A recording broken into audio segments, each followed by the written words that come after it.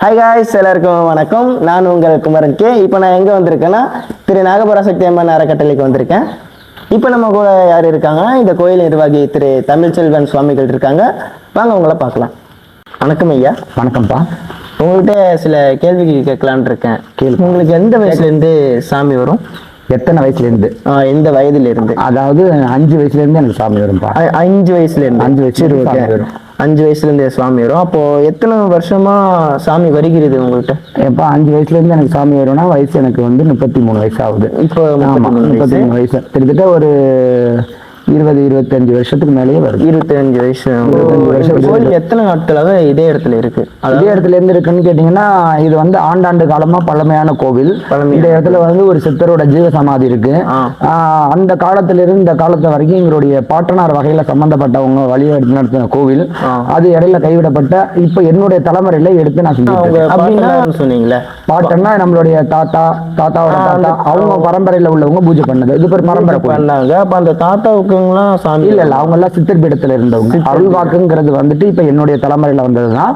அதுக்கு முன்னாடி வந்து சித்த வழிபாடு செய்யக்கூடிய, அதாவது உங்க பரம்பரையில தான் உங்களுக்கு ஃபர்ஸ்ட் சாமி. ஆமா, ஆத்தாவுக்கு அடுத்தது எனக்கு வந்து. அதுக்கு முன்னாடி எல்லாம் ஆத்தாவுக்கு பூஜை மட்டும் தான். ஆமா, அதுக்கு முன்னாடி வந்து பாத்தீங்கன்னா பூஜை வழிபாடு இப்படிப்பட்ட விஷயங்கள் தான் நடக்கும். அதுக்கு பிறகு இப்போ ஒரு விஷயங்களையும் நான் இப்ப தலைமுறை எடுத்ததுக்கு அப்புறம் தான் கோவிலா கனெக்ட் பண்ணி இதை வந்து ஒரு சித்தர் பீடம், ஒரு மனம் மாதிரி இருந்துச்சு.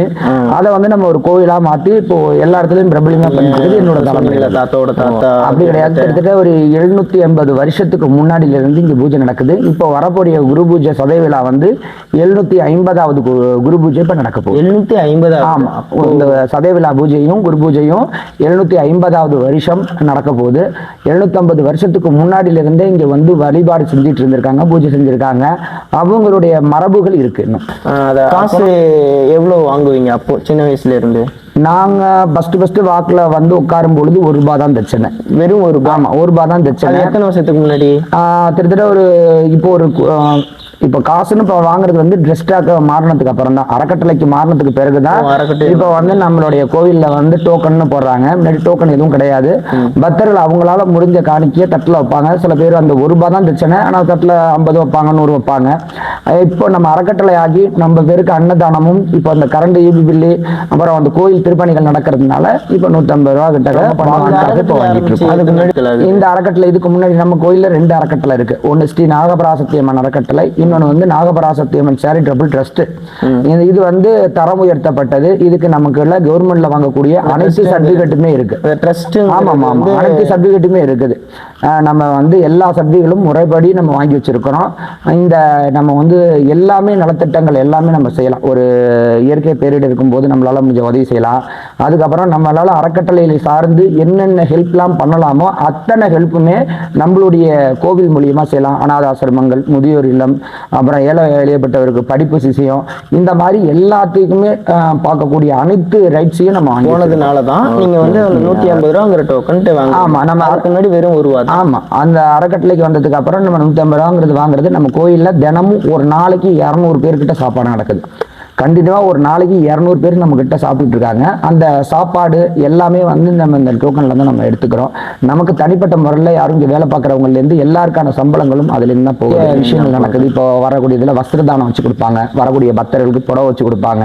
அப்புறம் நம்ம கோயிலுக்கு வரக்கூடிய பக்தர்களுக்கு வந்துட்டு சாப்பாடு மட்டும் இல்லாமல் இன்னும் வேற ஏதாவது ஹெல்ப் தேவைப்படுது, உடல்ல முடியல, அவங்களுக்கு ஏதாவது மருத்துவ உதவி செய்யற மாதிரி இருக்கு, இல்லை வேற ஏதாவது பிரச்சனைகள் இருக்குதுன்னா அவங்களுக்கு உள்ள சம்பந்தமா, இல்லை வண்டி வாகனங்கள் ஏதோ வாங்கி கொடுக்குற மாதிரி இருந்துச்சுன்னா இந்த மாதிரியும் ஒரு சில பேருக்கு நம்ம உதவி செஞ்சிருக்கோம். படிப்பு சம்பந்தத்துக்கு நிறைய உதவி செய்யறோம். சரி, அப்போ இதே மாதிரி குழந்தை பாக்கியம் இல்ல அப்படிங்கிறது வராங்களா? அவங்களுக்குலாம் இந்த மாதிரி குழந்தை கிடைக்குது, வரம் கிடைக்குது அப்படின்னு அந்த மாதிரி நடக்குதா? உண்மையா? உண்மையிலேயே இந்த கோயில் வந்து பாத்தீங்கன்னா ஸ்ரீ நாகபராசக்தி அம்மனுடைய அறக்கட்டளையில மாசாணி அம்மன், புட்லூர் அங்காளம்மன் இருக்காங்க. இந்த கோயிலுக்கு வரக்கூடிய பக்தர்களுக்கு குழந்தை பாக்கியங்கிறது ரொம்ப முக்கியம். இந்த கோயிலுக்கு வர்றவங்க குழந்தை பேர் வேண்டி நிறைய பக்தர்கள் வருவாங்க.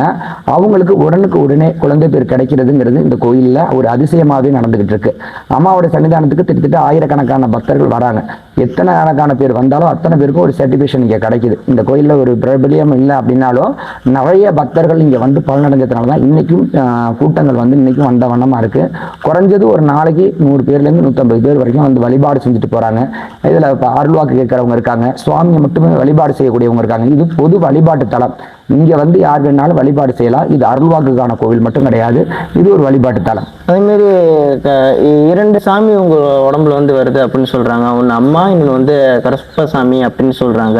ஆமா, அது எந்தெந்த டேட்டு அதெல்லாம்? அதாவது என் உடம்புல வந்துட்டு மொத்தம் வர்றது வந்துட்டு 3 சாமி. ஒன்று மாசாணி அம்மன், இன்னொன்று கருப்பசாமி, இன்னொன்று நாகாத்தம்மன். இந்த 3 தெய்வங்களுமே என் உடம்புல இறங்கும். புதன்கிழமையும் சனிக்கிழமையும் இரவு 6 மணி போல, அமாவாசை பௌர்ணமியில் 6 மணி போல கருப்பண்ணசாமி வந்து வாக்கு சொல்லுவாங்க. மற்ற நாட்கள்ல அம்மன் வந்தா வாக்கு சொல்லுவாங்க. அதனால அம்மன் வாக்குங்கிறது செவ்வாய், வெள்ளி, ஞாயிற்றுக்கிழமைகள்ல கண்டிப்பா நடந்துட்டு. மாசாணி அம்மன் ரெண்டுமே அம்மன் வாக்கு தான். அம்மனுங்கிறது மாசாணி அம்மனோ அல்லது நாகத்தம்மனோ ஏதோ ஒரு சாமி வந்து வாக்கு சொல்லிட்டு இருப்பாங்க. கிட்டத்தட்ட இந்த 3 சாமி 5 வயசுலேருந்து உங்க உடம்புல தான் இருக்கு. ஆமா, கிட்டத்தட்ட எனக்கு வந்துட்டு 5 வயசுலேருந்து எனக்கு சாமி வந்தாலும் 9 வயசுலேருந்து நான் வாக்கு சொல்ல ஆரம்பித்தேன். 5 வயசுல இருக்கும்போது நான் சின்ன பிள்ளை. அப்போ வந்து சாமி வரும், 90 பூசிப்பாங்க. அப்போ அவ்வளோ பெரிய வாக்கு கிடையாது. அதுக்கப்புறம் இந்த 9 வயசுல வாக்கு ஆரம்பித்தேன். இன்னைய வரைக்கும் வாக்கு சொல்லிட்டு இருக்கேன். நிறைய பக்தர்கள் என் மூலியமா பலனடைஞ்சவங்க இருக்காங்க. நன்றி, வணக்கம்.